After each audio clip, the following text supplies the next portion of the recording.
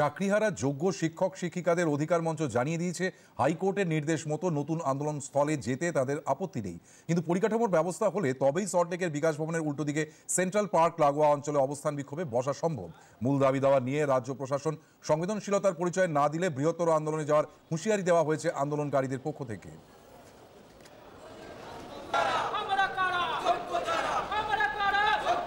যদি সত্যি প্রকৃতপক্ষে হাইকোর্টের নির্দেশ থাকে আমাদের স্থান পরিবর্তন করতে হবে, লিখিত অর্ডারটা আমরা আগে পাবো।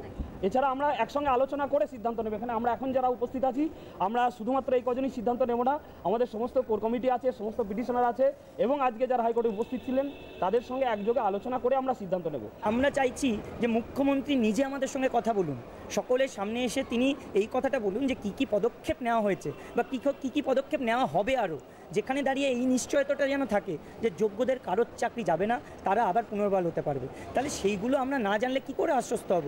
আমরা শুধুমাত্র সরকার রিভিউতে গেছে সেই আশায় বসে থেকে কি সন্তুষ্ট হতে পারবো, সেটা কখনো সম্ভব নয়।